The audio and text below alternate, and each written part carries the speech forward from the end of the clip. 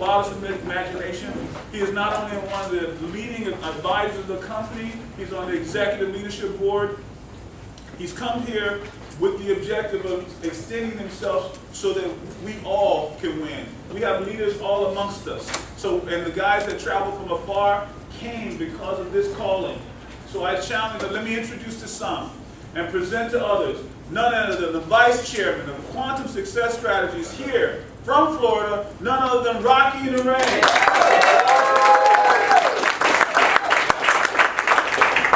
Good morning. Why don't you give Charles a big hand?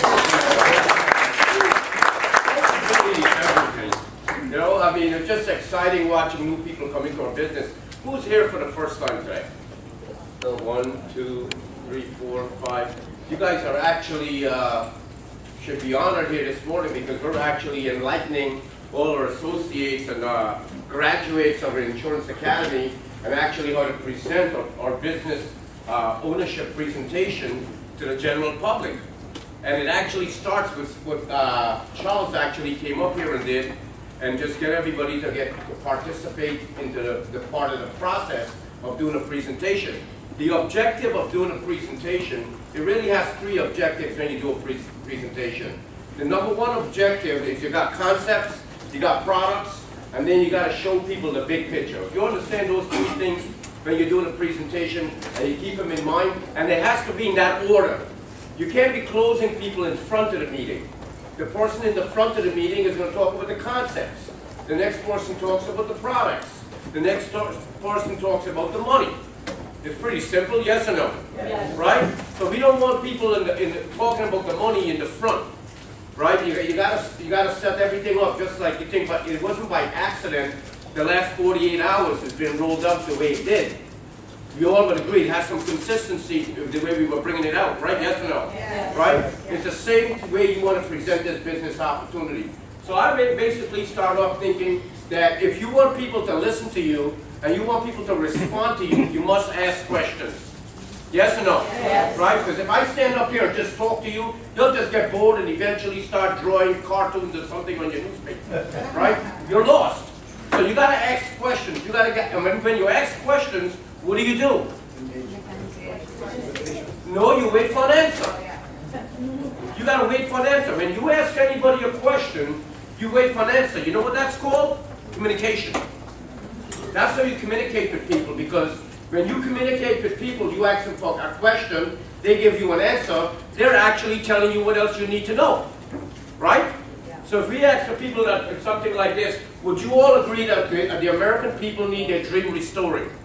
Yes. Yes or no? Yes. Right? And when people don't answer, what do? You ask again. Right? Like I just did. 2 of you said yes, and the rest of you was thinking like, what is that? Right? So do you think that people need the dreams restoring? Yes. Yes. Right? Now you want to establish that right from the get when you're doing these type of presentations. Because if you have your crowd fall asleep on you, okay, they're not going to get the information. So it's important that you engage them immediately, just like the way Charles did when he walked up here. When Charles walked up here, he engaged the entire crowd with what he was talking about. Yes or no? Yes. Right? Okay? So we talk about restoring the dream. The next thing is, who believe that they would like to earn more money? Right? And you wait for people to raise their hand. Right? Now you got the emotion part of the business going on now.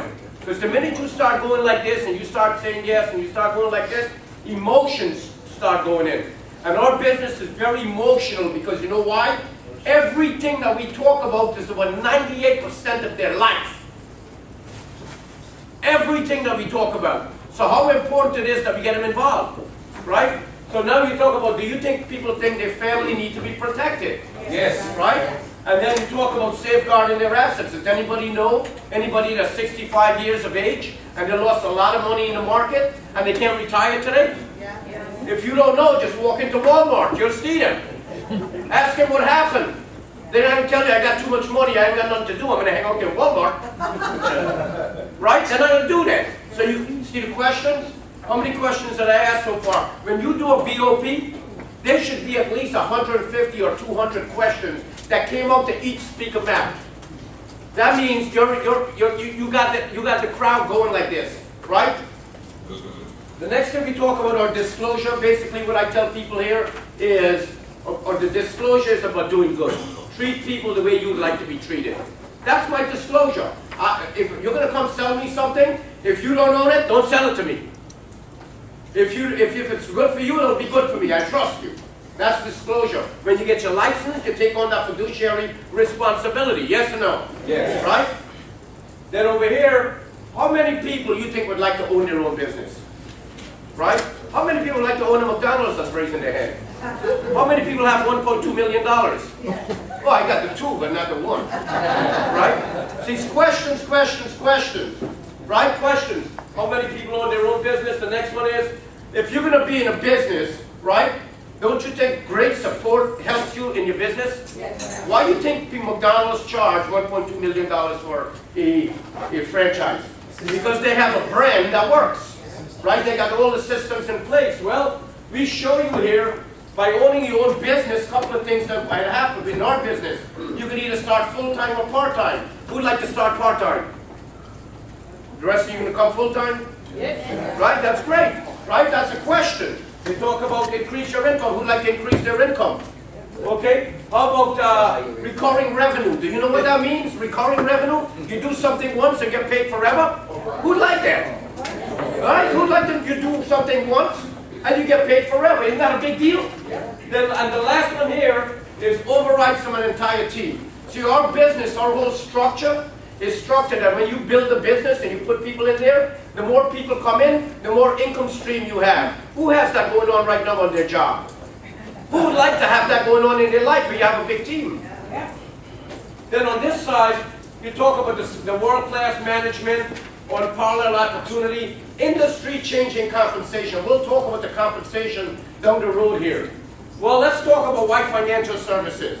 The largest industry in the world, the government is saying any company or companies that actually license and train financial professionals is going to write a story in history that's never been told before. And that's because the size of the industry, the size, 263 million people. That includes every single man and woman that's sitting in their seat today, in this room. That includes every one of us. Right? So that's our market. If you're going to sell something, do you want a market where it's only 2,000 people need it? Or you want a market where that's 263 million people need it? Which one? When we ask these questions, let me help everybody out. When we ask these questions and you don't know what to answer, just pick the big number. Okay? Pick the big number. You can't go wrong. Then we talk about a company. See, our company is a startup company. Our companies mimic a history that's been done before. We're not telling you to go and climb on top of the Empire State Building with your fingernails and crawl up. And that's never been done. What we're doing has been done. It's been proven twice on Wall Street. One of the companies that we mimic is a company called A.L. Williams. How many of you ever heard of that company? Right? It's known today as Primerica Financial Services. Hey, Fuji, I didn't see you walking. Right? Primerica Financial Services. Well, that company started in 1977. 14 years later, 750,000 licensed agents. 14 years later, 10 million policies. $362 billion in face amount. And that was 10% of the term insurance market share. Imagine if they sold out of products, what would happen to that company? Right? When they sold the company in 1991, Art Williams, the founder of the company, he became a billionaire. He was on Forbes magazine as a billionaire. From a football coach to billionaire. Right? So it doesn't matter what you do for a living. You might think a billion is so far away. It ain't. Now, after 1992, there was a guy that started in 1977 with him called Hubert Humphrey. How many people have heard of Hubert Humphrey? Well, Hubert, he's a college dropout at Georgia Tech. He worked with the railroad as a conductor. But he worked part-time with this company called Amway. Anybody ever heard of Amway? Right? So they're pretty big, 55 million people they have as members in their company. So they must be doing something right. Would you all agree? So don't laugh at them. Think about what they're doing. It's called distribution at a high level, right? So now, he was with Amway, he brought this system called a leadership format system. He brought it to Art Williams. Art Williams never heard any networking or people on top of people. You know how people talk about this business, right? So he looked at the Art and said, Art, I'm not interested in this. So he went to Denver when he got to Denver, working with A.L. Williams, he started growing faster than the company. So Art started to send all his regional vice presidents that joined the business over to U-Boat to go to his school to see what he's doing. After Art Williams found out what he was doing, he gave him some stock in this startup company. You know what stock called in the startup company? Toilet paper. Toilet paper, right? It's worth nothing. But you know what? 14 years later, he cashed it in for $13 million. But the 14 years he was with the company, he made another $34 million as commissions and overrides. So he had a $46, $47 million in 14 years. Is that good or bad? That's good. Right? So what happened was, when they sold the company, he went to start a company called World Marketing Alliance. And that was in 1992. And in 1992, the market was different from 1977. So when he started this company, Wall Street was booming. So when they came up with this product that's called Variable Universal, because the market calls to that because nobody was experiencing any negative returns. Everybody was just, tell me how I can get 38% on my money. Tell me how I can get 24% on my money. So when this company came out, it was the perfect timing in the market for variable products, right? Well, in 10 years of him starting this company from startup to 10 years, 432,000 licensed agents, 5 million policies enforced. And these two companies didn't have the market that we have today. Think about that for a second. They did not have the market share that we have today. So when you look at those two companies, this one here trades, right now, Primerica trades, I think the stock is about 36. I bought the stock when it first came out. I think I bought that stock for $17 when it came out. It's about $39 right now, right? Strong company. Then WFG, World Marketing Alliance, when he sold the company to Transamerica, which is Aegon. If you don't know, Aegon is the third or fourth largest corporation in the world, right? And they own a lot of companies. Well, they have to own the third largest insurance company in the world that's called Transamerica. Well, Transamerica and World Marketing Alliance kind of work together because I was part of them. I was part of their business. I knew exactly how they work, how the system works, and all that good stuff, right? But he got $330 million when he sold that company to Aegon. So within 24 years, he made $330 million plus the other $46 million. So is that a guy that knows something good or bad? Yeah. Right? So that's exciting. Well, let's take a look at what's going to happen here. What do we do for family? Where do we stand? Right? Think about this for a second. Are you helping others at the level you truly can make a difference? Who like to help people? Right? We all raise our hand, but we would really like to help people if you have something to help them with. Right? That's good to help people, but you got to have something to help them with. We give you and provide you the vehicle that you can take Wall Street to Main Street and share our business opportunity for the people that would never get a chance to reach out to Wall Street, to reach out to financial services. Never. That's what we do for people. That's the number one thing that we do for people, besides protecting them and feeling that they need to succeed and all this stuff. But think about this now. Let's get rid of this. Think about if you're going to work for a company, you want a company that's already everybody made all the money and they're just sitting there waiting for people to die and then somebody replace somebody, or you want to be with a company that's vibrant, that's growing, that understands demographics. Yes or no? Yes. Right? That understand market share. Well, we got a team of people here that's truly incredibly had the background to really take each and every one of us along for this ride with this company. So you're at the right place at the right time. To me, when you sit in a company like this as a startup company, you're like sitting in the Apple boardroom. How many people like to hang out with Steve Jobs for like 20 years before he left? Right?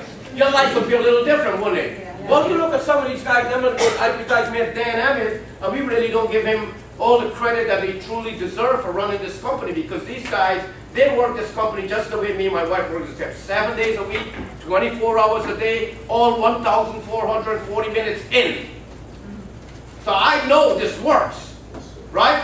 So if you're like over here trying to try it or touch it, that's up to you. But if you understand what the big picture is here, you make sure that you stop recreating and start working towards your goals and dreams. So that's what these guys did. They got everybody on tune working their goals and dreams. Then you got a guy like Jim Giannacchio. He was one of the originals in A.L. Williams. He don't just sound that great on the radio, it's all the experience. I mean, he's pretty damn good, yes or no? Yes. I'll rank him right up there, it's the best. You got a guy like Doug Arundel, worked at American Express for 25, 30 years. He was known as the turnaround guy.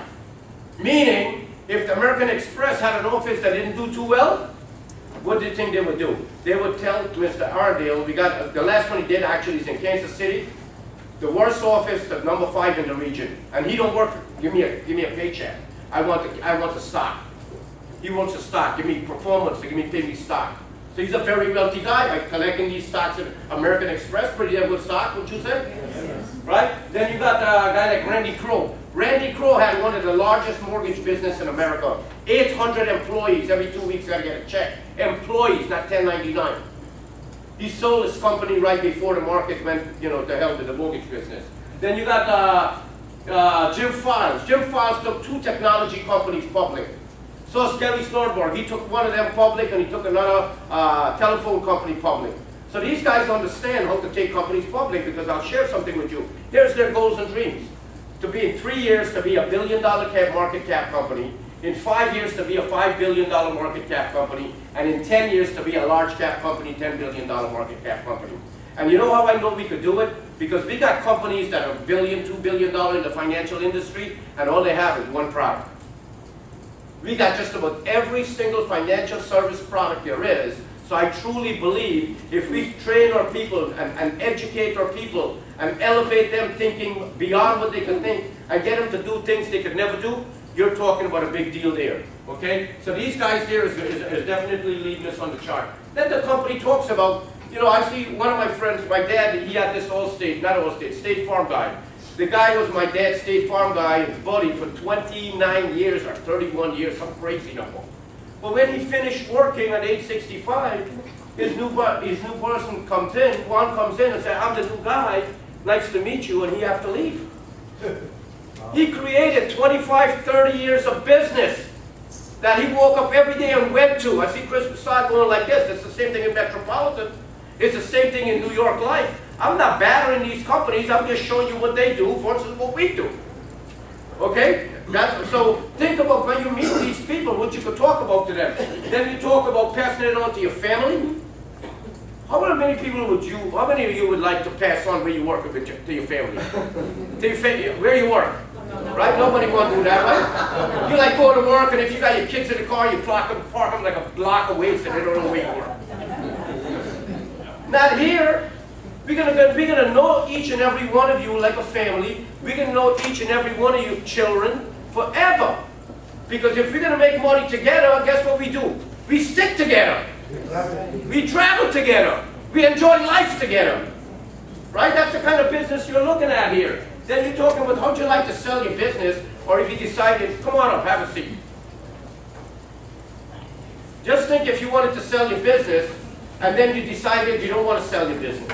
You want to just hire somebody who's got the proper license, install them into your business, and you pay them a salary. So if you're making $50,000 a month, would you pay somebody 10 grand a month to run your business, and you just sit back and order pina coladas at 4? Right? Pretty good way to end up having a business. You think these little grocery stores, bodegas, all these little mom and pop guys that don't have a system, that just go to work and work the hardest you can imagine, you think they could one day have a business system like that? No way. You come into a business here for a couple of $100 you invest, you got a business that lasts forever, that grows forever. Right? Then the company says, what we're going to do on top of our bill of rights is, when you get your license, which many of you have your license, how many of you have a license? Right? So if you have a license, you got to go after this bonus. You got to at least, if you have an office, the bonus should be paying for your office. Right? If you got to travel from different places, just the bonuses should pay for your expenses for you to live on, if you understand how this really works. Who'd like that to happen for them? Right? Then, talk about the license side information. Now, if you have a life insurance license, you can make money with us with term life, whole life, get a life, sell your wife, whatever life you want, right? Whatever you want, right? So you got to make sure that you're going to become product oriented, right? You got to make sure you got to be product oriented. What do I mean by product oriented? Let me tell you a little statistic. 80% of the people in financial services, okay, 20% of them make all the money that the 80% don't make. Then if you go down one more time with the 20% and the 20%, that's the 4%, the top 4%, those are people that understand their product. Those are people that if you tell them, ask them anything about their product, they know it. Now the company is going to show you, New York Life will show you, all these other companies will show you, but it's you to go get the rest of it. You see?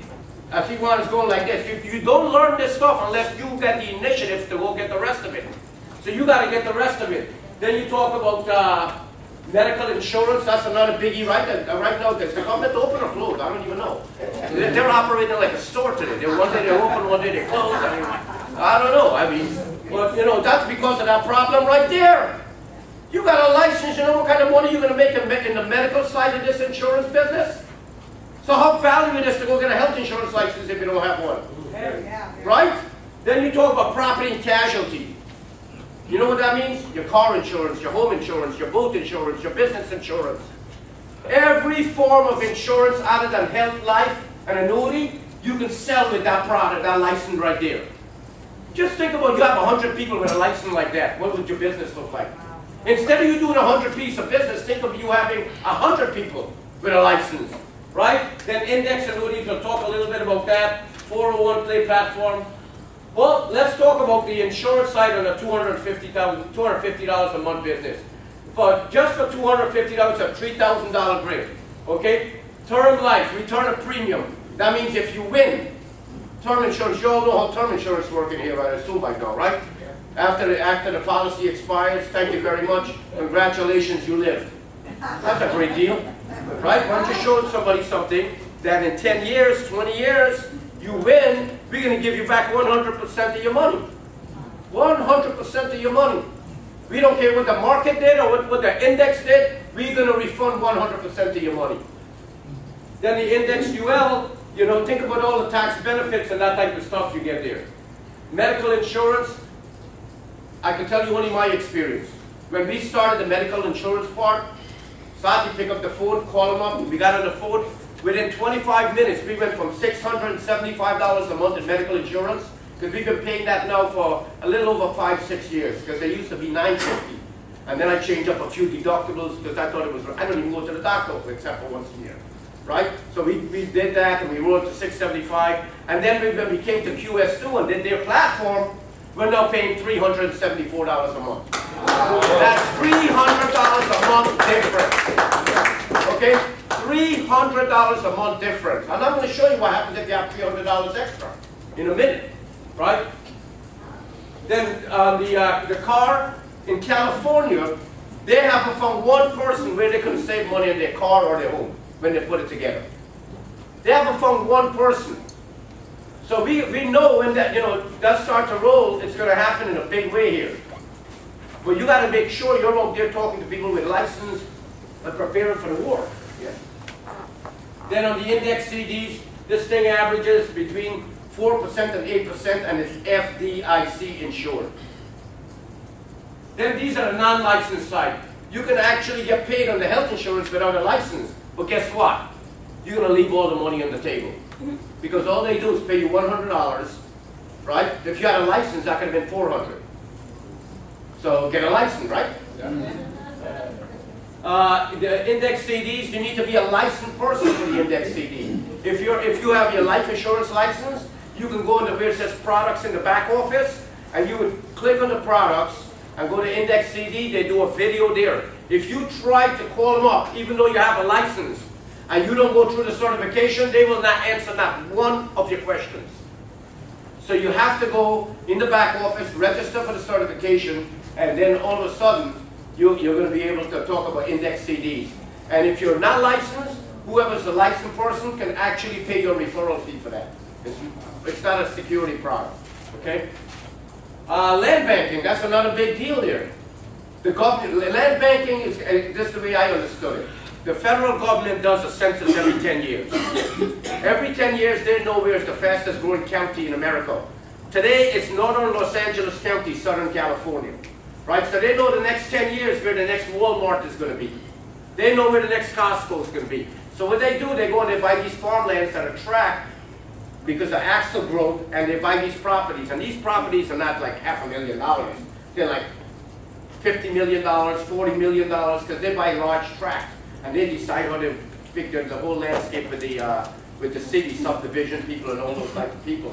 So your money gets invested into that type of thing. The return is between 12 and 20% a year. I think last year it said some crazy number, 38, 39. I don't like telling people numbers like that.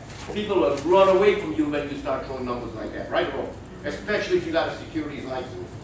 If you like jewelry and you start talking like that with a securities license, they give you silver jewelry, right? So you don't want to say things that's really totally off the wall there with people. The debt management, that's another thing that, you know, when you're sitting down with an FNA, we find out all these things. And credit repair. Anybody know a real estate agent? You can build your business on credit repair with a real estate agent. Okay, say no more on that. These are some of the, how many people ask you, well, who's your agent? Who's your company? People ask you that? Yeah. My answer is, which company would you like? Because I don't care which is the company, we can get them on board for them. Right? I've never lost somebody, well, you don't have this. The reason people do that is because how you sell the business opportunity to them. You got to make sure you understand how these companies are working. This guy here, you must, every one of you, everybody that's sitting in here, must understand how to do this on a napkin to recruit people. This is the greatest recruiting tool ever. The rule of 72. You sit down with somebody and I go to Janet and I know our lunch hour is 11:30. Janet, I want to grab a cup of coffee with you and show you something. I grab a napkin or a piece of paper and I show you the rule of 72. I can recruit it just from that. So you must learn the rule of 72. And basically what it says, divide any interest rate into 72. Do you guys say that? Divide any interest rate into 72? Divide any interest rate into 72. And it'll tell you how many years your money takes to double. That's it. That's the whole rule right there. But some people get confused. It's too many numbers. Divide any interest rate into 72, and it'll tell you how many years your money takes to double. So I'm going to lay this out and just go through this real quick with you guys. Now, think about this. If you got 4%, 4 into 72 is what? Every 18 years. 18 years in your lifetime, there's only so many of those, right? Yeah. That, right? Yes or no? Yes. So if you have $10,000 and you're 29, who'd like to be 29? Right? There you go. So if you're 29 years old, you walk in and the bank says, here's 4%, lock your money up for 18 years, and we're going to pay you 4%. At the age 65, if that money doubled twice, to 18-year period, you have $40,000. I would tell you to just spend your $10,000 today and enjoy it. Why wait 36 years to get $40,000? That don't even make any sense. Right? Spend it today. Go have a good time. Go on a good cruise. You can say you did it. Right? So now, if you double the interest rate, let me make sure I press the right thing here. If you double this interest rate from 4% to 8%, most people think the 40,000 doubled to 80,000 because you doubled from 4 to 8. Yes or no? Yes. See, money doesn't work that way. That's the first thing you got to understand. Money does not work that way. If you sit down with 10 people, and you ask them, you ever heard of the rule of 72? 8 of them will tell you no, including college professors. Okay? 8 of them will tell you they've never heard of it. Or they'll play a game like, yeah, I heard of it, I don't remember. Right? But think about that. From 4% to 8%, look what happened to the money. Because now, instead of your money doubling every 8 years, it is now doubling what? 9 years. Every 9 years. You do have a lot more 9-year period in your life, yes or no? Yeah. Right? So, 160,000. I tell people, look, if you can make it to age 65, why don't you just leave it there for 9 more years? How much money you have then? $320,000. Well, look what happens if you get 12%. If you get 12% with the same $10,000 and you get 12%, let me tell you how you get 12%. There's something called averaging. They look back the last 30 years of what Wall Street did with people money, and it averaged well over 12%, including all the bad times, the good times, the not so good times. It averages over 12% if you look at a 20, 30-year span. So 12% into 72 is how many years? 6. So that means every 6 years your money will double. You do have a lot more 6-year period in your life, right? Yes. So now, with the same money, because you got 12% average in your money, you end up at $640,000. You wait 6 more years, you got over $1.2 million. And I would show people that because this is a great recruiting tool for people. But if you're going to do the presentation, because I see people come up and do the presentation, and they're all over this, they don't get this very clear. You got to make sure that you tell people when they're sitting in a meeting that this is one of the things I want you to remember leaving here. Even if you don't remember my name, remember this. Because if your money ain't working for you, who's it working for? Somebody else. Somebody else. Or do you think most people money work for themselves or somebody else? Right? The most powerful force in the universe is compound interest. The person that understands compound interest will earn it, and the person that does not will pay it. So you go to the bank and you put in $2,000, and they give you 0.5%. Then a week later they send you a credit card, and what's the interest rate? And then you're so stupid you go and use it. So you give the bank your $2,000, they give you $2,000 a credit card for 18%. That's why we need to educate people like us to go out and share this type of stuff with people. Invite them to the BOP so they can hear it one more time. Right, on the indexing. Well, we've been through a couple of things on indexing. I'm just going to roll this up and show you guys exactly what I'm talking about here. Indexing means you don't participate in a loss and you don't get all the gain. That means if Wall Street did 19%, you only got 12. Is that good or bad? Good. Well, if you're not in the business, it's bad because you want all 19. Anybody would like to get all 19? Yeah. Right. If you don't know nothing else, you want all 19. So, because it's an index, remember, index always has a ceiling. Because you don't participate in the loss, you don't get all the gains.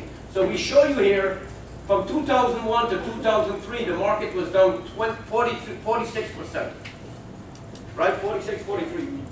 46%. So that means if you had $100,000 in those 3 years in the market, it was now worth $54,000. When would you think somebody would take all their money out of the market? When it's making money, or when they think they're going to lose all their money? When they lose. So if this guy took out this $54,000, he actually just lost $46,000. Right? If you leave it there, he might have a chance. I don't know. He might. Right? So we show you here 26%, you only got 12. But look what happens when the market in 2005 did 8.99%. How much did you get? That's because that's all they give. It didn't go past 12. If it went to 13, you would get 12.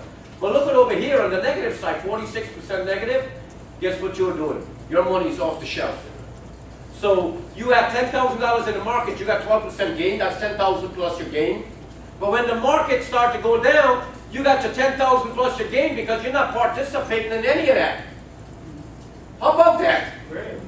So look at the results when you really understand how when you participate and when you don't participate.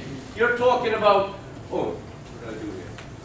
You're talking about 104% return versus 2.3% return. I mean, that's what go up and down goes. Here, you're consistent across the board. See, when somebody loses money, they first got to gain their money back before they start making money. See, the guy that lost the $46,000, even if he left his money in there, he's got to gain back the $46,000 before he starts making money. So you got to be very good at showing and explaining this to people. If you got a license and you go into the house and the home, you want to make sure you clearly understand that the people need to understand what you know. You got to clearly understand that they need to know that. Then on 7702, how many people have heard of 401ks, IRAs, 457Bs? Those are police officers, city workers, state employees, all those type of people. School teachers, right? Or some companies will give people a 401k, give them, say, if you put 100 in, they put 10. Right? Whatever they do. And so they keep you for life with $10. So we show you here, all these things have some disadvantages in taxation. They help you along the way because it sounds like a good idea. And if you have nothing else, you know what? It's better than the guy that don't have something. Right? But if you get educated, one thing I know in the financial service business, when you educate people, they always make the right decision. When you educate them. So we show you here taxation. You earn it. What happens when you earn it? Come on, you gotta say this, right? Look at this. You save it? Yes. Right? You spend it? Yes. And what happens when you die? Yes. The taxes. But you see, you gotta look at taxation a little different way. Like, I'm a business owner. You join this business, you are a business owner. You should never have to pay taxes again if you learn what people do with taxes. Because everything that you do, including the gas that you pay to come here. Like when I left Florida, I don't even know what day I left Florida. Tuesday, Wednesday. Well, we took a taxi to the airport, tax deductible. I got to the airport, I'm hungry, tax deductible. The airfare, tax deductible. I got in the plane, they want to sell me another, tax deductible. I get off, taxi again, rent a car, tax deductible. Every time I eat, tax deductible. You know why? Because you own your own business. You're in business for yourself. So you got to start practicing like a business owner. Right? So now, because you pay all this tax now, tax later, tax free, it's easy to pick up with 21, right? Yeah. Most people say, tax me later. That's what an IRA is. That's what a 401k is. Because if you had $100,000 in your capital, if you had $100,000 in your 401k, and you wanted to take out $10,000 at $859.5, you got to take out 30% taxes to pay for the $10,000. Otherwise, you owe the government money. Here, you don't have to worry about that. So we'll show you how that works. On an index policy, this 7702 is pegged to the index. You got to learn how to talk about the 7702 to people. If you're out there selling insurance and selling index products, you got to know how this thing really works. So we talk about, it's got, it provides huge potential benefits for life insurance. It has to be pegged to a life insurance policy to get it. Because the tax codes say that, not because the company says that. It's a tax code, right? Unlimited contributions. Well, how cool is that? Imagine if you went and you meet a business owner, and Fuji, you got them all over the place from what I'm hearing, right? You meet a business owner, they make so much money, they don't care how much insurance you give them on there, they just want to make sure when their money grows, they don't have to pay any taxes on it. So if you meet you're in the right marketplace, you can show business owners that type of stuff. Tax deferred growth. The IRA does that, the 401k does that, right? But if you have an account on Wall Street, and your money makes money at the end of the year, guess what you got to do for the government? You got to send them their share, right? So then these policies, you don't pay no taxes when that happens. Then you talk about tax-free loans. Now, the reason they call it a loan, again, is for the tax code reasons. It's called a wash loan. That means whatever they charge you, they give it back to you. I don't even know why they need to do that.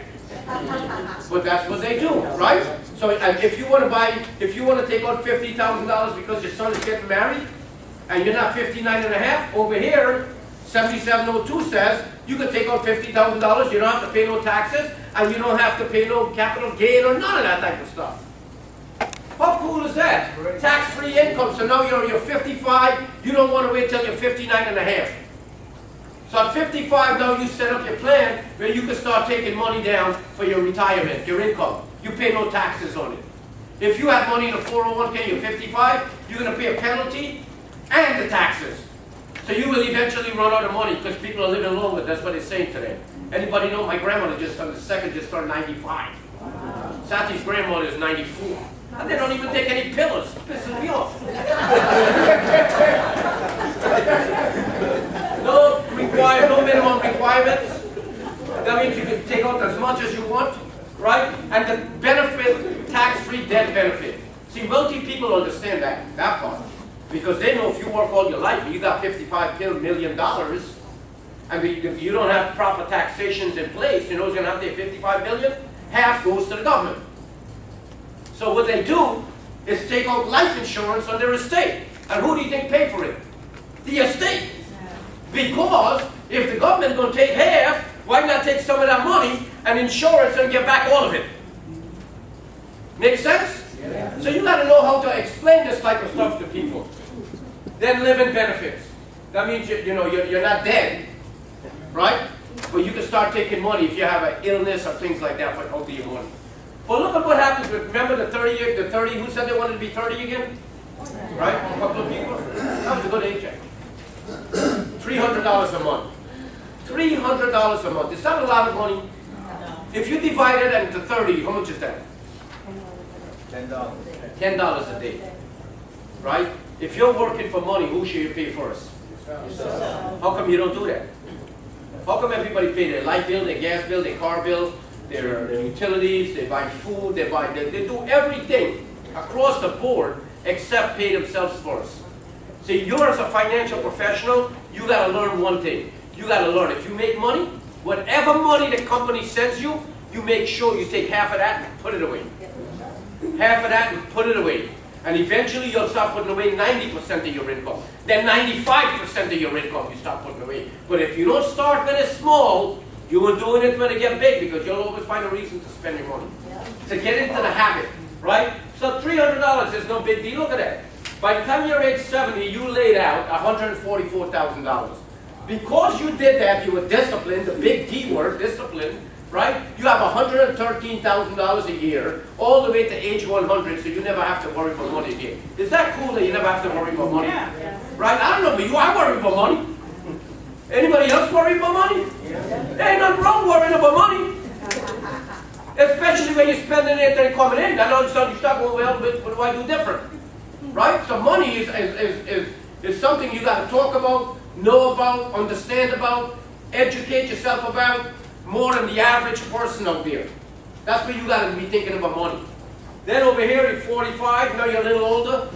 Maybe you wasted, I don't know, 12, 15 years of your life there. Maybe you spent 15 years of your life looking for a wife in the bottle, you know? You thought she was in the bottle, so you went every bar for 15 years. You spent all your money out, right? But look, if you save $1,000 a month, if you're age 45, is that a lot of money to save? That's not, you better be saving at least $1,000 a month if you're age 45. Otherwise, you're in trouble. Right? Well, look at that. You put in $300,000 and you're able to get $99,000 out a year. That's a tremendous return on your money. Look at this, age 55. I like to just go straight to this. My plan is in 5 years to save $100,000 a year into a plan like this. 5 years I put in $500,000 and I got $4 million there that I can draw down on. That's my plan. Anybody like that plan? Who would like to be part of that plan? Well, think about this. If we could show you how to make $100,000 a month, would you save $100,000 a year? Oh, yeah. You see? So you got to get into the habit when you start getting the $200 checks, how to put away 50% of it. Because when the big money starts to come, you're already disciplined. You already got the big D working for you. Then our compensation. Who wants to talk about compensation? Who likes money? Right? Let me tell you. I asked one time in West Palm Beach, I told this lady, I said, would you shovel horse manure for $100,000 a year? Who would shovel horse manure for $100,000 a year? You know what this lady told me? I wouldn't shovel it, I would sleep in it. Now, if you're shoveling horse manure, and you live in a nice home, and maybe Iqbal House is next door, he's got a nice house, I heard, right? So you're living next door, so you got a nice Jaguar, so every morning because you shovel horse manure, right? What you do is, you get up in the morning, put your suit and tie on, and you get in your Jaguar and you drive to where you're going to shovel. Right? So now, you're over there shoveling. When you get there, you go in the locker room, you take off your suit, you tie your nice shoes off, right? And you put on your excavation suit, right? The gloves and everything, because you want none of that crap, touching you. So you go out there and you shovel for 8 hours. Then when you finish, you go in there and again you put back your regular suit on, get in your Jaguar, and then when you get home, you see your neighbor. And you say hi to your neighbor, right? Yeah. Does your neighbor care what you do for a living? No. Right? You see, but the way our business works, that guy there, all he had to do is go hire 2 people at $50,000 each, or $40,000 each, or $30,000 each, and let them shovel, and he get the rest. That's called leveraging. That's what our compensation is, leveraging. You got to do the work at first, though. You can't tell people what to do, what you haven't done. Right? So you want to, that's why we got these training, field training, FNA, funding, and all the things that we got. You got to learn how to shovel first. If you didn't learn how to shovel first, and you go get a shovel, the crap is going to fall in your face. So we tell you right off the bat here, let me just roll this up. We tell you right off the bat, you come into our business, right? Once you come into our business, the first thing we want you to do is witness 5 transactions. And do your own. Because you can't run around telling people how to be wealthy, how to protect your family, and you die tomorrow and you weren't protected. You know how we would feel if one of you were not protected and something was to happen? Is that possible? Yeah. Is that possible? Oh, yeah. Right? So we want to make sure that we plug every hole. We don't want people sitting here and they got a hole in their financial protection. We want to make sure that. So you go out there and you witness that 5 times. If you witness that, how that works 5 times, you probably, some people will get it, some people won't. And it's okay if you don't get it, because this is not for this race is not for the swift. It's the one that endures. That's what this race is about, right? So you go out there now, you put 9 people into business because you hire 3 people who hire 3 people, and you're now starting to grow your business. So you start there at the 50% mark. Let's say they have a $10,000 commission. And what's a $10,000 commission? You go out there and you did an index policy for $800 a month. That's $9,600 a year. That's $10,000. Let's round it off. Is that good money? Yes, sir. You could write one of those a week. If you all go out there and understand this machine we're building. If you really understand the machine we're building right now, you could do this in a week. So now, we show you here, by building a team, you get to override people. Who knows what override means? Right? Override means leveraging. You bring people into a business, they do something, you get a little piece, so to speak. You get a little piece. So, right, see? You get a little piece. You know, not a big piece, just a little piece. So how many people do you want to hire? A lot, right? But we give you here exactly in black and white what you got to do to go up the ranks. Like right now, the company's got a special. You can go from member all the way to our first executive position, National Marketing Director, and all you have to do is have your F&A funded, hire 5 people, and do 5 transactions, and you go from here to here. Where are you going to start getting something what we call generation overrides, meaning outlets. Why does McDonald's sell more than Burger King? They have more outlets. Why does Coke sell more than Pepsi? It's not better sugar, right? McDonald's don't have a better burger. It probably came from the same place, but they got more outlets. So you got to understand distribution. Then when you start getting people at this position here, that means they have an office like Charles, they have an office like Z, they have an office like Chris, they have an office like Sucre, right? Anybody with an office, they have an office in Jacksonville. Anybody with an office should at least be a national marketing director. The reason for that is they know how to do presentations, they know how to do kitchen tables, they know how to communicate with the public, right? On what we do, they learn all the products and services. So when you become this national marketing director, and because we did this in 25 days, 5 by 5 and 25, 5 insurance policies, 5 recruits in your business, right? Your business, and you do that in 25 days, you go to national marketing director. You know how cool that is? And then we tell you, if you go out there and you do 10 of those, you become a vice chairman. Man, you know what kind of explosion you would have? The 10 generations, so now you're this marketing director, you override every one of these people here, every one of these. Some of you are first gen, like Iqbal, he's a first generation to me. Mimi, she's a first generation to me. Chris Prasad, he's a first generation to me. Peter Narain, he's a first generation to me. Yuri Kasparov, he's a first generation to me. Right? So you start building your business now with people that are now going to start building people. So these guys are executives, right? They're in this position here. They're in this position here. So I'm here. It doesn't matter if I was here and I had all of them underneath me, I would still pick up all these generation overrides. So how big do I want Iqbal team to be? Big. How big do I want Yuri team to be? How big do I want Peter Narain team to be? How about Chris? Right? You guys got the idea? That's called leveraging. The more people you put into the business, the more you get a chance to leverage the people. Right? All the way down to 10 generations by time. Look at this. This is your business. This is you right here. This is your business. You start hiring people. They're hiring people. They're hiring people. What do you think the 7th, 8th, 9th, and 10th generation looks like? It's probably going to be millions of dollars in your pocket when you build an organization. But you got to build it first, and it starts with you getting wanted first. Right? Then look at the compensation on the way this thing will work. On the $250,000 a month, you go out there and do one. Pardon me? $250, excuse me. That's $3,000 a year in premium. You would make $1,500 in commissions. Now, you walk into somebody's home and you did good for them. Do we do good for people? Yes. You better believe we do. That's why you got to go out there and help and talk to a lot of people, right? So you go out there and you help a family, now you make $1,500, right? And that's because you have a license, because you can't make the money unless you have the license. So how important it is to get a license? Very important. Then 5 families now, $7,500 a month. Anybody in this room makes $7,500 a month 2 months in a row, you're going to be full-time in the business. Any one of you. Because your job can't match up to that.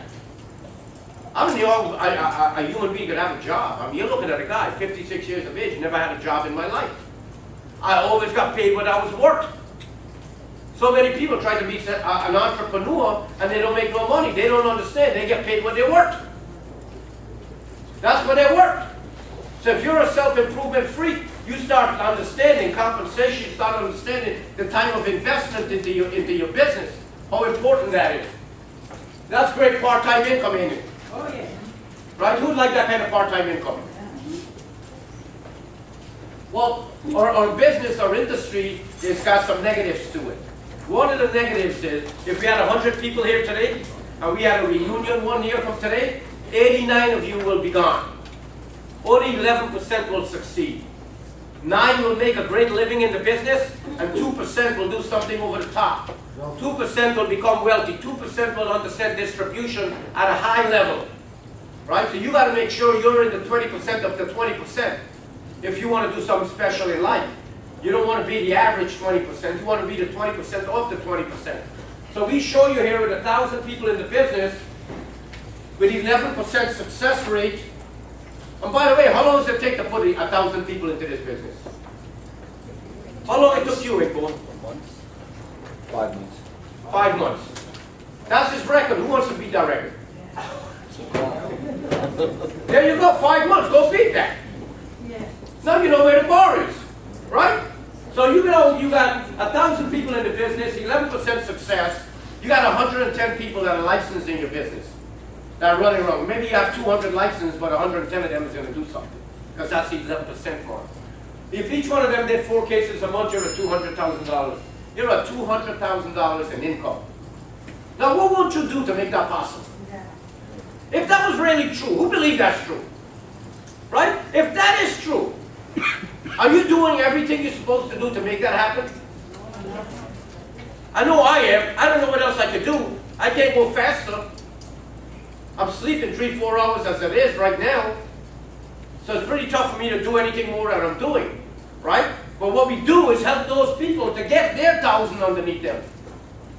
Right? It's not important that he's had 1,000. It's important that you get 1,000. Right or wrong? Yes. Right. But look at what happens. $200,000 a month. Even if it took you a year to get 500 people at 11%, which is, how much people is that? 50 people in your business. You're only making $100,000 a month. Would you be mad?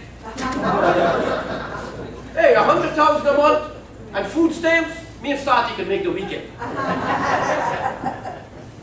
Well, look, you know, I don't like to talk about this type of big money here because sometimes a lot of new people come into the business and the first thing they meet the guy in the street, oh, I'm going to show you how to make $1 million a month, and the guy knows he just give you a jump on your car today.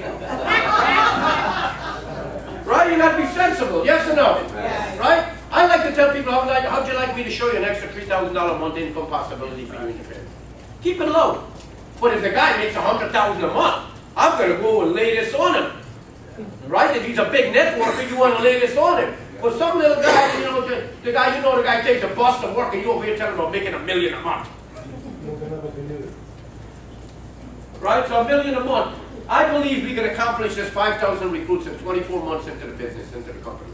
In 24 months. And I believe every single person here can accomplish that if you keep your eye on the target. If you keep your eye on the target, you know what they say about that? Anytime you take your eye off the target, you're what? You're looking at the obstacles. So many people spend time on the obstacles. I love those people that only call me and give me negative news. I ask them, why don't you call me and tell me something positive? Right? What's your blood type? Well, is that a great business opportunity? Would you be proud to present a business opportunity like this to people? Yes. Right? You got to learn this. You got to learn this. You got to go in the back office, print it out, and learn it, practice. Because you're only as good as you practice. Right? So if you're not practicing, you're not going through the things that you need to do to help people, because every time you miss a recruit because you lack communication, you didn't lack the product knowledge, or you didn't lack the hierarchy business, talking about explaining the compensation, all that stuff, you blow off somebody. You don't want to do that. When you meet somebody, you want to shoot all your bullets.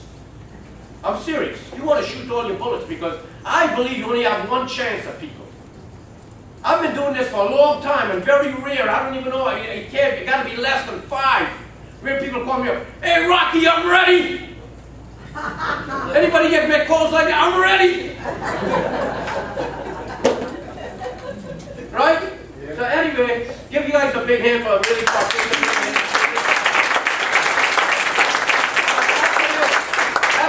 After this slide, whoever the closer is should really come up and close the meeting, like selling the dream, selling the big picture, selling the vision, talking about the company goals and dreams, and that type of stuff. But the other type of stuff, the concept and product, you got to keep it that way. But the goals and dreams, now the next person comes up and sell the goals and dreams of the business. And I actually remember this last night. What we used to do to get people into business, I used to tell people, look, for the reason of being in business today, I want everybody to be in business. So here's how I want you to get into business. I want you to raise your right hand and goes, I'm in. So on the count to 3, I'm going to go 1, 2, 3, you're going to go, I'm in. So here we go. 1, 2, 3. I'm in. All right, we're using the mouth hand. Okay? All right? So let's try it again. 1, 2, 3, I'm in. I'm in. See, when you leave here today, if you want to get out, you just go in the corner and goes, I'm out. Right? But right now you're in business. Yes or no? Yes. What changed in your life? See, that's the difference right now. When you get into in your business, a lot of things change immediately. Because if you'd have put up $50,000 or $100,000 or $300,000 or $400,000 to get into business, and you walk away from that table, is your life different? Yes. But your life better be different here when you start this business. All right, so I'm going to bring Sattie up now. I want to do some more illustrations on the index. If you have guests and you want to just take a guess and go in the back room, because we're going to continue. Okay, how many guests do we have again? You want to talk to him or you want him to sit? You sit? Okay, but if you have a guest, you're welcome to go into the back and talk to them. And if you need help, you got a couple of these big guys in here will help anybody that talk to them. Okay, so what we're going to do now is change gears, because I want you guys to really understand how to really come up with solutions to people. How to really understand how to do this index policy. How to really understand how to look at people, whether it's term insurance, whether it's return of premium, all that type of stuff. I got a question on the presentation. Now you've completed this.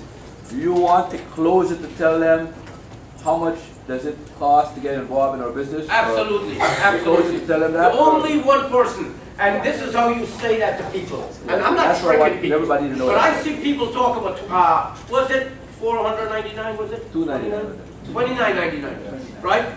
So the $29.99, you're going to tell people, we charge you, for you to get involved in our business, it's $300 a year or it's $29.99 a month.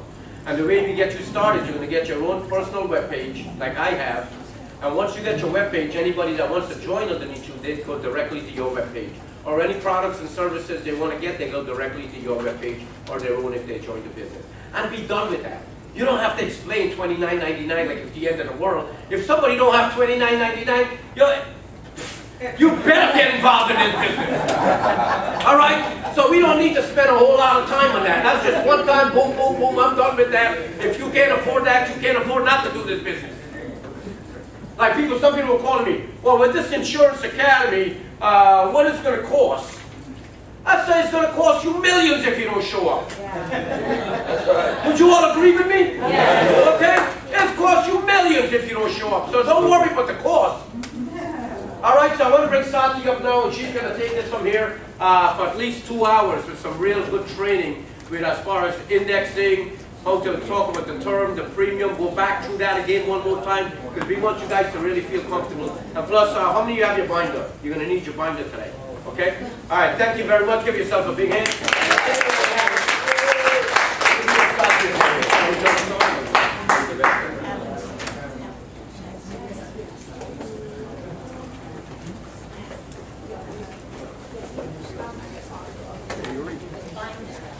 No,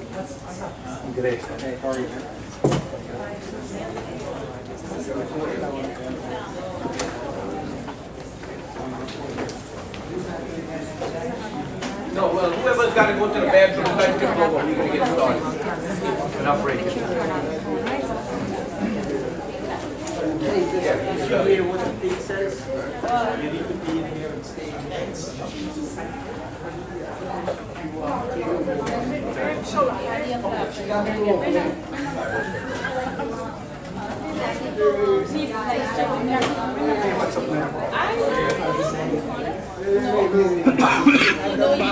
If he can be disciplined enough.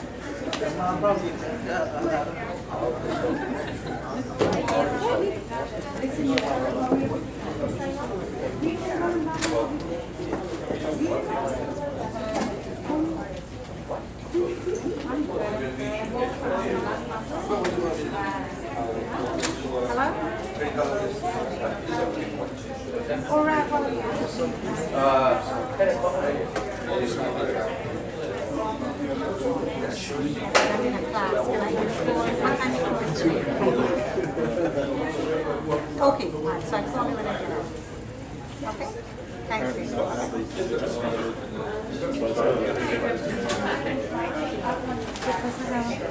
We need to phone.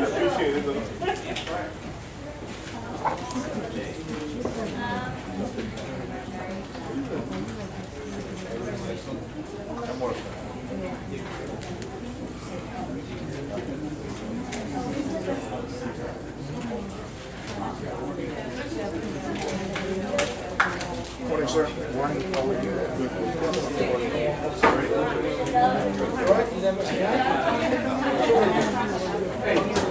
Once you,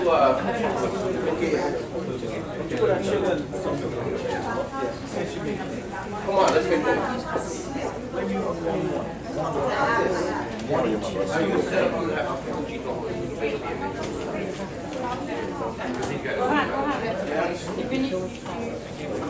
Yeah, fourth and home. I mean the whole and answer.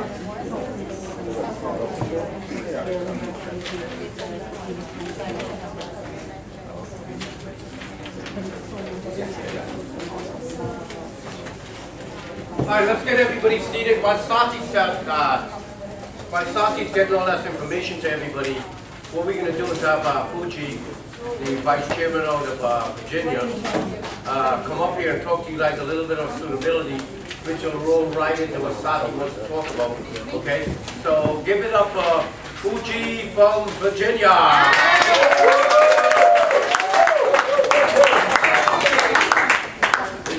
Thank you, thank you. Morning, everybody. Morning. Are you excited? Yeah. You ready to go? Yeah. Awesome, awesome. All right. Just make sure that when you go out there, and I know you're going to be running fast, doing everything fast, that you have every tools that you need to stay in business, okay? Yeah. The word for today is suitability. Suitability. Right? Suitability has something to do with compliance also, okay? So make sure that whatever you're selling is suitable for the person that you're giving it to. For example, let's say you have a friend or a family or a prospect and they have a 10-year-old child, right? You want to give them IUL, and that's okay. However, you want to make sure that the reason for giving them IUL is valid, okay?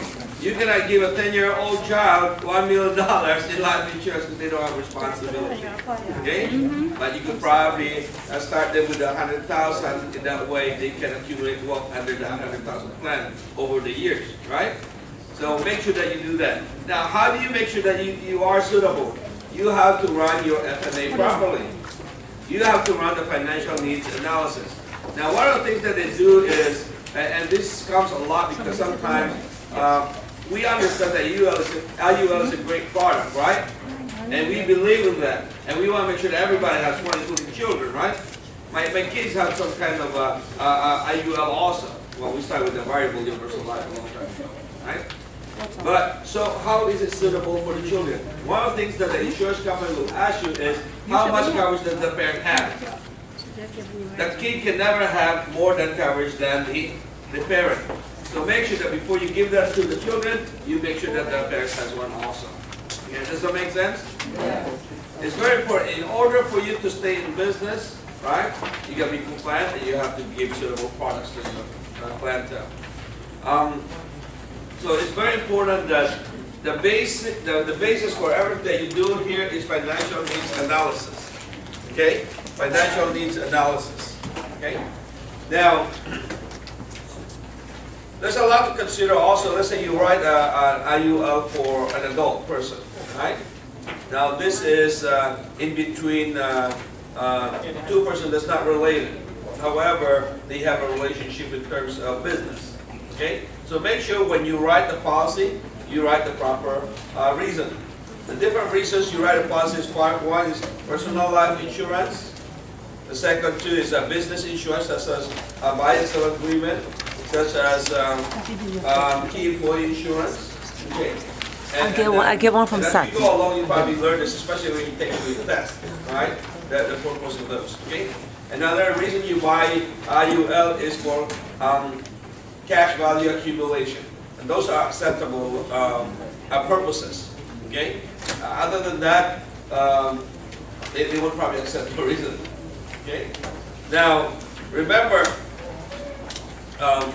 the proper wording is for IUL is supplemental retirement income. Right? Those are valid lingo that can be used. So make sure whatever you do, you write the proper language, right? And the product is suitable for the plan. Now, can you sell IUL to somebody who's over 80 years old? Yes, you can. The reason, ask the reason. What is the reason? Let's say if the reason is to provide funds for their charity, their church, you can do that actually. Okay, so that's suitable, especially if they are high-end net worth people. You cannot sell an 80-year-old who doesn't make any money $10 million so they can leave behind to the organization. You have to be high net worth also. That the insurance policy makes sense. Okay? As long as it makes sense, it'll make sense to the underwriter. Right?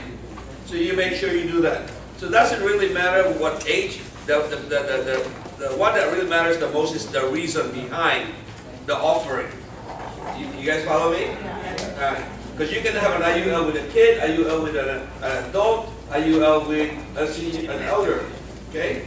But you have to know what your reason for giving them this product. Right? And you'll be able to back it up. Okay? That's the key thing about suitability. Okay? Now, suitability has something to do with affordability also.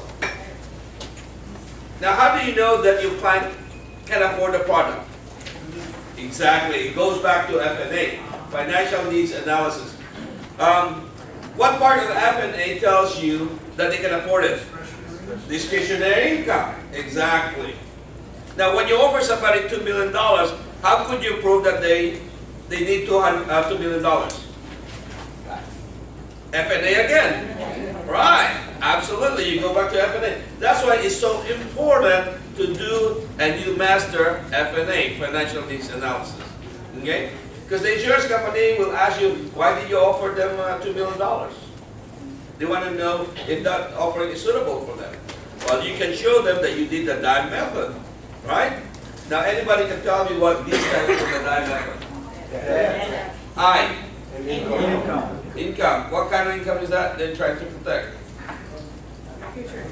Their future income, right? And how do you compute for that? Can somebody tell me? 10 times your yearly income. That's right. Tommy got it right. Your annual salary times the number of years left before retirement. Now it could differ from one person to another, right? Yeah. Some will have 30 years, some will have 20 years. You got that? Yeah. Okay. Now the third one, M. This side of the class here. M. Mortgage. Mortgages, right? Okay. And the last one? Education. Education. Okay. How about the R? What does that stand for? Retirement. Retirement. Now how do you compute for that?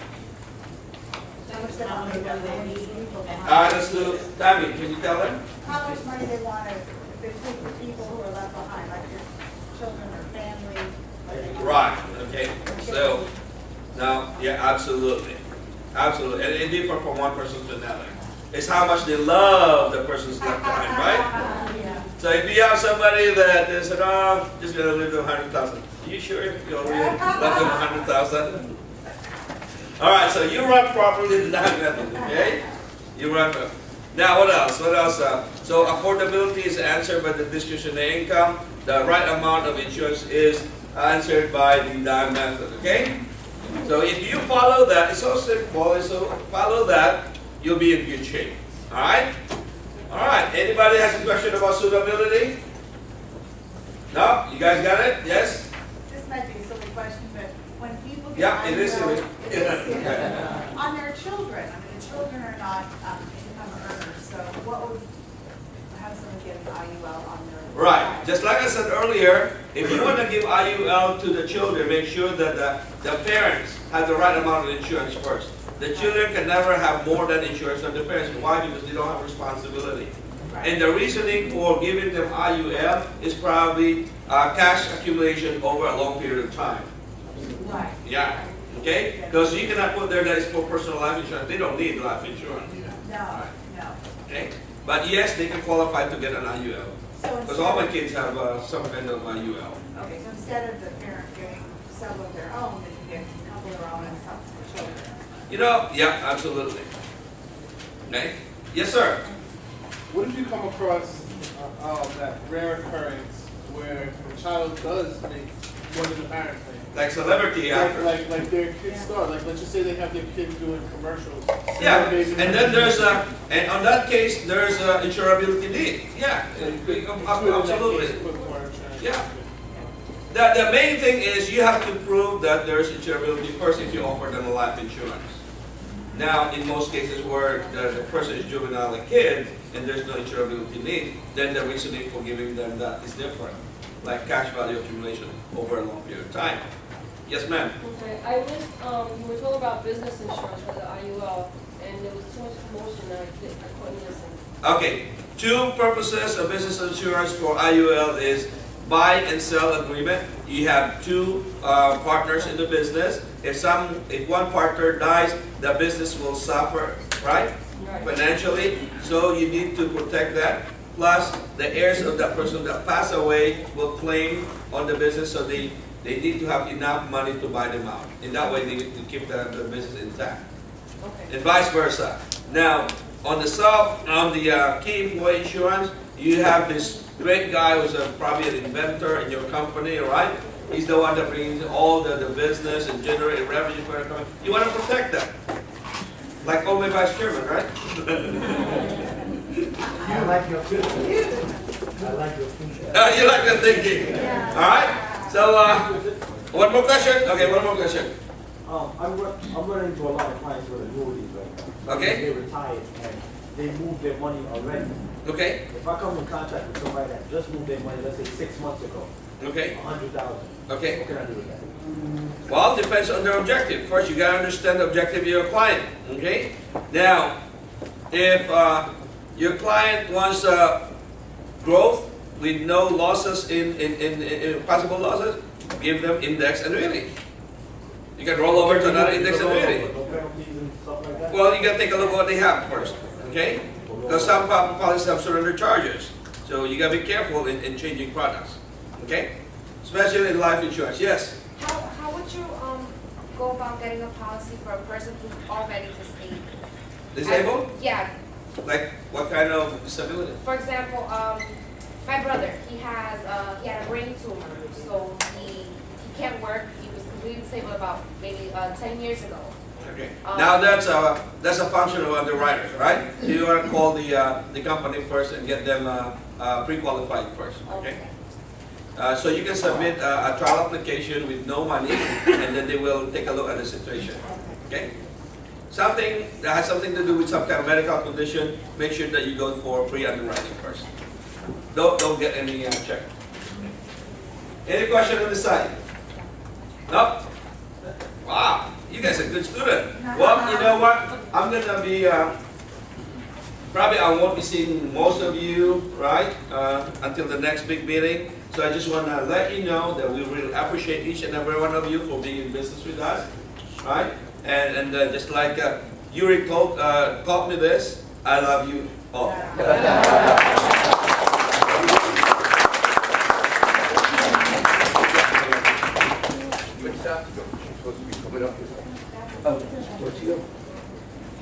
All right, while we wait for Sattie, let me just jump around the room and get a couple of people opinion if they would sit in another class like this, because I think right in January we'll probably put another class in New York, because we're going to do one in Florida in about 3 or 4 weeks. The next one will be back in New York probably the first or second week in January. How many people here would come back and sit in a class like this again?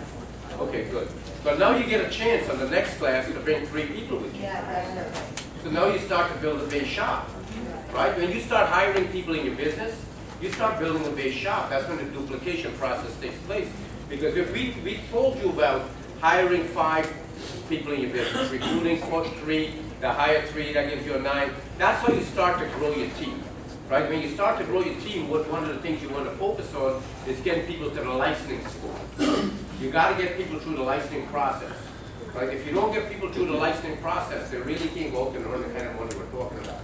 So once you get them through the licensing process, and then you do their FNA, and you implement their FNA, then you get them through the process to go into the insurance academy, get them into the process of hiring people, get them in the process of getting their first promotion in 25 days. When you get that process going on, the machine starts to move in the business. And the machine, how fast you want your machine to move? Right? Real fast, right? But it starts with you. You gotta set the pace how you want your machine to work. So if you're the leader of this machine, you're the leadership installed into your business, you got to make sure everything is covered, all your T's, I's, all that stuff, showing up when the meetings, like they do meetings here every Saturday morning. If you're within driving distance, you should come here every Saturday morning. If Chris is doing a meeting in Richmond Hill and you live close by, you should go there, right? Because the culture is the same, right? If you're in Brooklyn, the same thing. If you're in the Bronx, the same thing, right? You got to make sure that you get that going on in a big, big way all over the place. I called all my directs name, but where did he go? I didn't call Alex Patterson. Right, when I call all my direct stuff, right? So that's another one of my directs. So that's why it's important that you start hiring people that are direct to you. See, a lot of people come in and they go into the management side of the business. As soon as they start hiring people, they start going into the management side of business. You need at least 500 people, and you need your license and all that stuff, and you need to be a qualified national marketing director before you really go into management, right? But what you should go into is personal income. You should go into personal income because the best way to show somebody that this business works is when you start writing business and your cash flow starts to flow, you can show people your cash flow. Some people don't like showing their back office. I used to love showing my back office. Go ahead, take a look. I had one guy, I don't believe the kind of money you say you make. I want to see your paycheck. I said, well, what are you doing Sunday morning at 11 o'clock? Said nothing, so why don't you meet me in my office Sunday morning at 11? Because I used to just take my checks, stay the check off, and put the whole thing in the box. So I was going to bring out a couple of cases so you can check them out. Right? But really, somebody asks you that question, they'll never do the business. Believe me, they'll never do the business. Because your income has nothing to do with them. Your income absolutely has nothing to do with them. So you got to learn how to handle these people. And hopefully this afternoon, before we do the actual kitchen table presentation, I have a couple of you start getting the feeling and sitting down, we'll do something called overcoming objections. And overcoming objections is all the objections that you get over the kitchen table, all the objections that you get while you're recruiting people. So if you have any objections, write them down and we'll show you how to handle them. Okay? Let me get Sattie going in now because there's pressure for time. We'll just keep going, okay? If you got to use the restroom, get up and go to the restroom because we still have a whole lot of stuff to cover for you guys. Because I want to give you maximum capacity of knowledge when you go out there and you leave here that you did this 72 hours and so you're shaking your head, right? And that's what it's about, right? So Sattie, Narain. All right. Good morning, everyone. Almost good afternoon.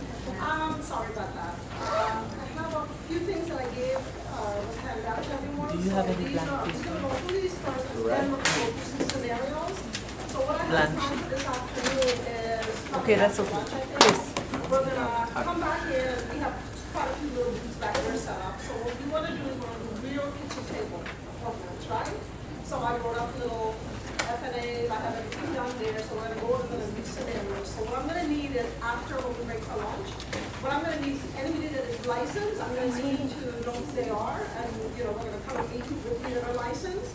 If you have conducted any kind of business whatsoever, QS2, wherever you were before, I need to know that. So we need to know where to fit you in, if you're gonna be a trainee, a trainer, or a client, right? And it depends on what area you're gonna be in, I'm gonna go ahead and give you your script for those things. The next thing I wanna do is, I wanna make sure that whoever the ones that are not, if you're licensed in school, see me as well, because we're gonna see you separately, because you're probably going to be the client, okay? So we're gonna do that, let me just stop one more thing, sorry.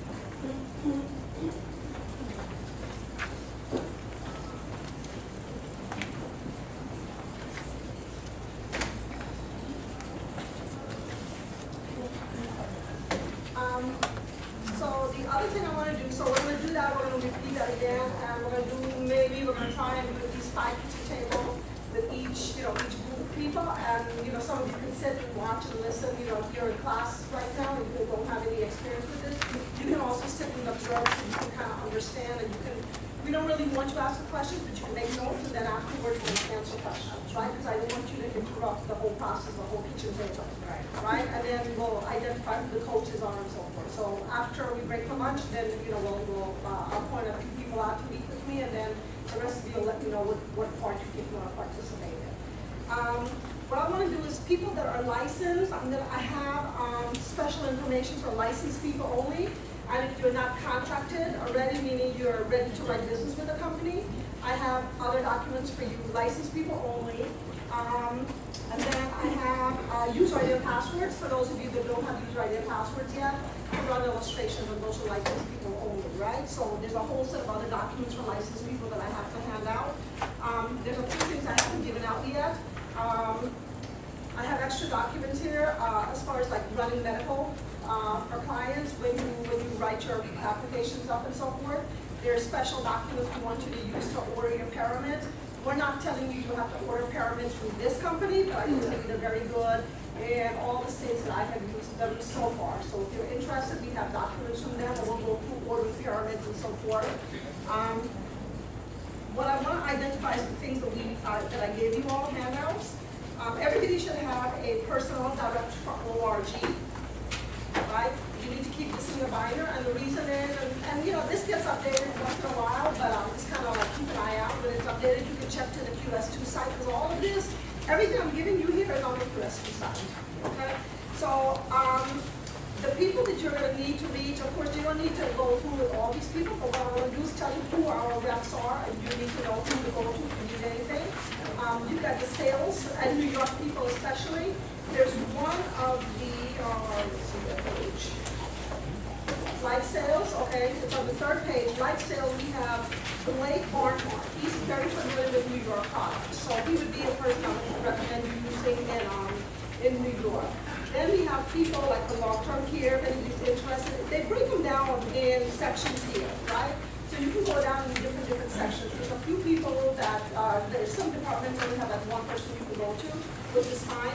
For licensing and contracting, the main person that I go to is Billy Jones.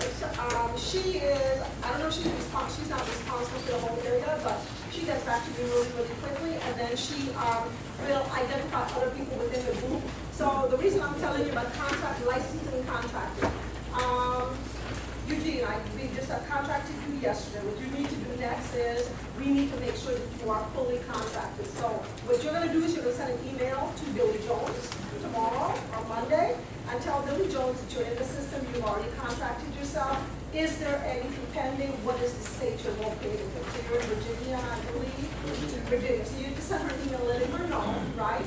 And when you're ready to start writing business, you might want to let her know that you're going to go ahead and request contracting for whatever company you're going to write business with, and she'll get the whole process started for you right away, right? If you see things from her, pay attention. She's in the contracting and so forth division. Basically, if you want anybody come back with any issues, credit issues, whatever, BK, whatever it is, don't feel that because you get declined initially that it's never going to happen, you're done, you don't do that, because like I said, I haven't had one person that actually, the company, the carriers have actually really declined. If you give a letter of explanation, they're gonna look at things. So if you need help with writing letter of explanations and so forth, let me know and I'll help you with it, or direct you with it. Don't get discouraged for things, right? They're really very good. A lot of people are asking, what is a concierge company? You have to do everything, anything that has to do with life insurance or the disability policies, anything outside of the healthcare or P&C and so forth, everything goes through them.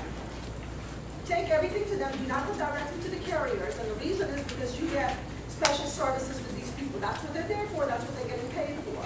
So make sure you guys go directly to ORG and don't go beyond ORG. Let them handle everything, because I've seen people do that, and it really gets everything very confused, because you're submitting an application directly to the carriers, and if you submit applications directly to the carriers, sometimes ORG doesn't know, and then you're like wondering what's going on with my applications and so forth. So just make sure you run everything through ORG, right?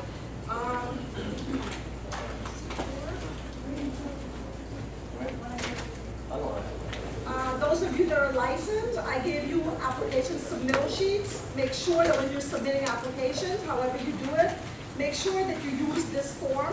You'll make copies of your own, but a lot of times if you're downloading or if you're in there running quotes, it's called cover sheet, application cover sheet. If you don't have it, I'll give you one again. Make sure these things are completed and make sure you have it figured out. I don't think this is part of the signature package, like a drop ticket. I don't know who's done a drop ticket. Anybody did the e-app or drop ticket yet? I don't believe this form is in there. And there are documents here that needs to be signed by the client, right? Have you done a drop ticket? You did? Yeah. Was this cover sheet, anything involved in there? Well, I believe there's a sheet because I know somebody else did one, and there is a form that needs to be completed by the client.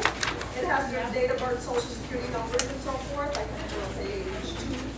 Make sure you take this with you when you're going to see a client, because that just gives authorization to ORG to represent you and your clients and so forth, and they can go and act in between us, whatever needs to be done, right? So make sure you take the sheet, that's just giving them authorization, but it's this cover sheet. Those of you that are licensed, right? No, I can't do that.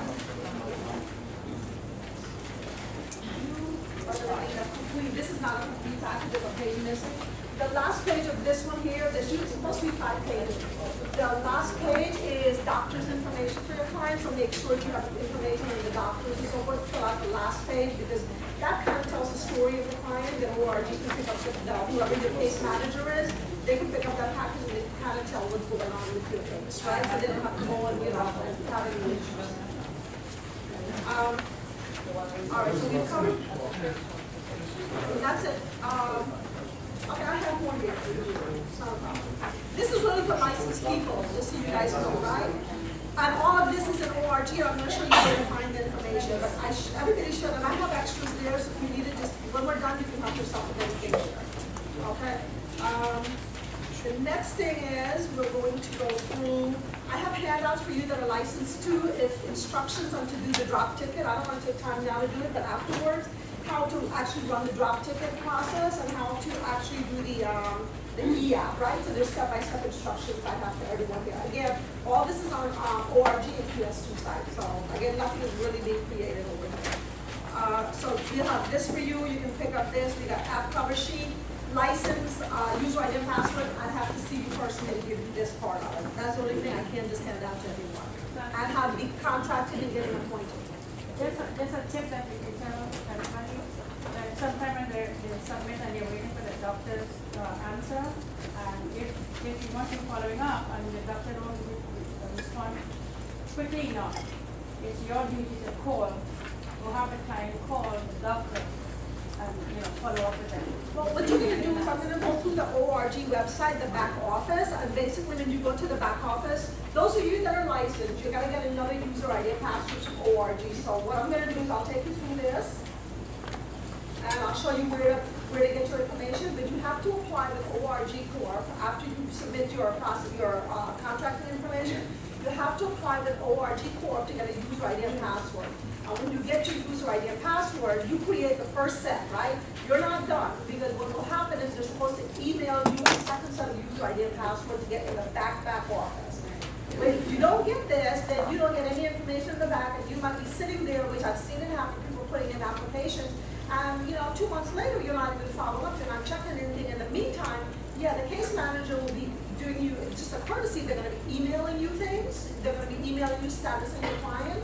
But if they don't sit there and wait for 2 months and say, oh, what happened to my case? You respond. Me personally, I'm on it within 48 hours. I don't sit there and wait. I make sure that I get a response that yes, I received they received your application. And then you go to the back office of ORG Corp and you go on there and you make sure that you can see the status of your client. And the underwriter will also come in there, or and actually I believe it links directly with the carriers, that if you have comments, if they say, well, I need this and this from the client, you said it was already submitted, you put notes and put it through the system. So those of you that are licensed, I don't know how many of you that are licensed and haven't gone back there and don't have a second user ID or password, you need to make sure you get that, right? That's how you're going to track your business. That's when you're going to see your policies approved. It's an on-time thing. I mean, I check it daily. First thing in the morning, that's the first thing I check is my pipeline. And at the end of the day, I check my pipeline to make sure that there's not something I'm missing and I should not have submitted, or I submitted, or somebody's not getting anything, right? And that's how you get it through.